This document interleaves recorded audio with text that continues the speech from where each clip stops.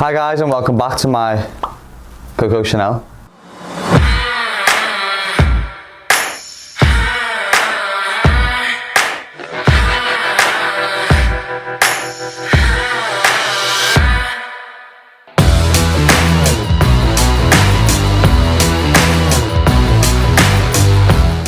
Now today I want to talk about how you should be lifting and how to control weight and how to complete lifts.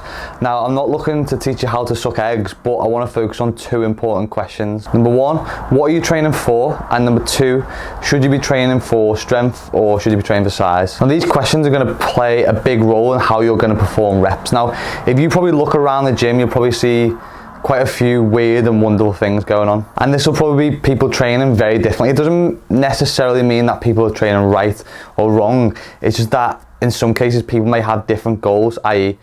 train for strength or training for size. I.e. training for strength versus training for size will require two very different training methods.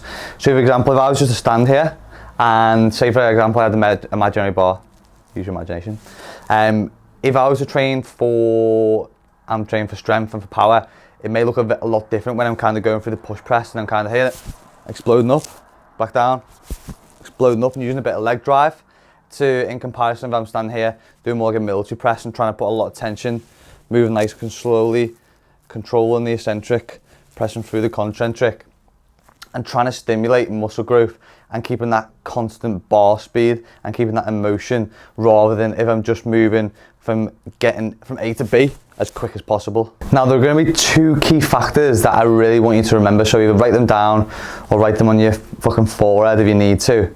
So this is going to be, when you are training for size, we're going to be looking to move inefficiently, and when we are training for strength, we're going to be looking to get to A to B as quick as possible, so in the most efficient way. Now when we're training for size, I want you to start doing things inefficiently. And now I know that may probably sound a little bit strange at first, but in order to induce stress and more overload onto the muscle group and tear down the fibers, you're going to need to make it as hard as possible. So kind of get away from that just throwing weights around and thinking that that's going to help you grow. Now today I'm going to be using the squat as a key component in order to break down the movement in terms of rep speed, how you should be completing form, based on either to build size or to build to be strength. Now looking at the squat here, we may even have a slightly different setup, i.e. with a wider foot position and a lower bar, but that's not what we are looking at today.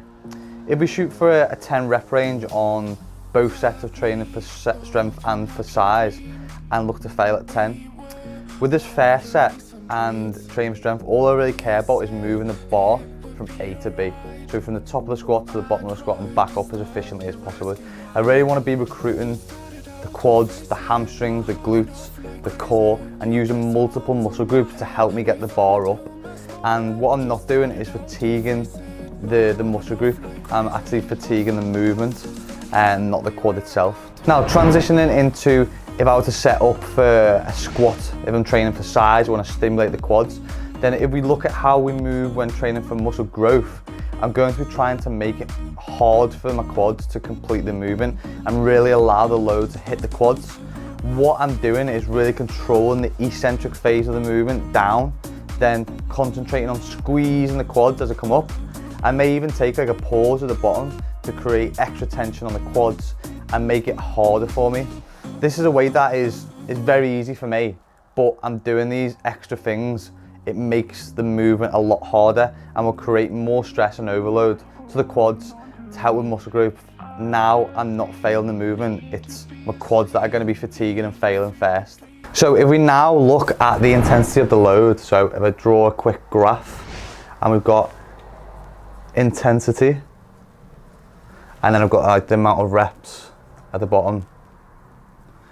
When we are shooting for a lighter load, then obviously the intensity is going to be a lot less because there's less weight there. And when we're lifting the heavier, it's going to be up here. But we can make these as hard as we like. So if I've got this lighter weight, I can make this a lot higher intensity by implementing some of those factors as kind of controlling the eccentric, making it slower, pausing the bottom movements. So this now then becomes a lot harder for me to complete. But as I say, there's ways and means of doing this. I'm sure you've probably seen people complete reps a little like this before in the gym, and it's absolute bullshit.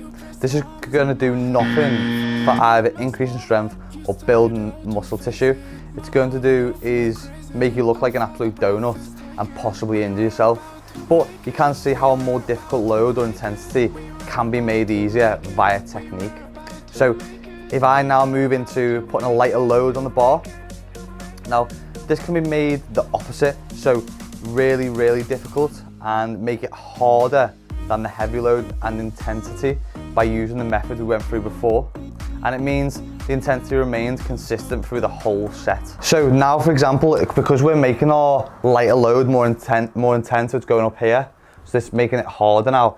When we are completing the 10 rep range, the intensity is kind of going to stay consistent and stay hard through the whole set, because we're trying to really, really squeeze, really contract, and it's going to stay the same and have like a little peak at the end. Whereas when we're lifting heavier loads, which is this little dot here, what happens is it kind of intensity is like low, low, low, low, low, low, and then you kind of get to that shit, hit a brick wall. Now I'm at my 5 rep max, and it gets really, really hard, just like at the very, very end. So it's a lot different in terms of how much we get from here. So the reason why this is good for muscle building is because the muscle is under a constant state of stress, which is really high, right up until the end rep and you fail, all the way through it's the same. Whereas when we're lifting heavy, lifting for A to B for strength, it's kind of a low intensity until that very last rep where it's like trying to grind it out. But then when we go to, in terms of over the top isolation, we get those kind of iso idiots who take things too far.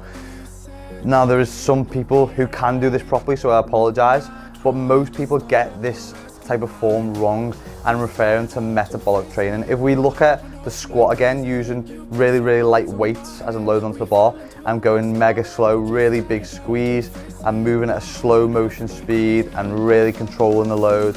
I could be here basically doing this all day before I really start fatiguing. The intensity is way, way, way too low, and the weight is too low to really get any stress from it.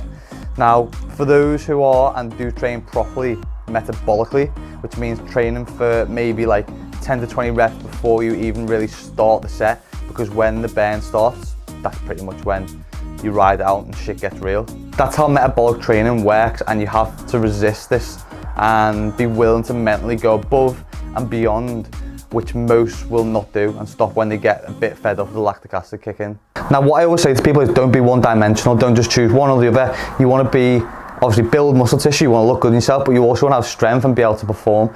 Don't just be a big meathead who can't move and has got no performance to his game. You want to maybe be going in doing some of these strength and low intensity movements such as your bench, your squat, your deadlift first, building up your strength, and then going into some of your maybe more hypertrophy exercise to build some more tissue and fatigue the muscles on top of that. The thing that I don't want you to forget as well is that with this kind of larger load, as this kind of our strength increases, obviously also the other thing that's going to increase is that when we're doing hypertrophy movements, instead of now lifting maybe 10 kilos, we may be lifting 20 kilos on a bicep curl because we've got a stronger pull-up and a stronger deadlift. So the load of our hypertrophy movements is now also stronger. So it means that this intensity moves up again, i.e. progressive overload. This is why varying rep ranges are really important, and so that you're not missing out on certain elements of training, i.e. recruiting your type 1, your type 2 and your type B muscle fibers, which are going to kick in across the varying rep range and help you and have a knock-on effect to each other. Now, thank you for listening to my ramble. If you enjoyed this video and you took anything away with it in terms of how you're going to go and train in the gym and what's going to be beneficial for you, please give it a massive thumbs up and a like. And if this is your first time on my Coco Chanel, my channel, then please subscribe. And I'll catch you in my next video. You asking why? You started out to face it. My heart went off like crazy. You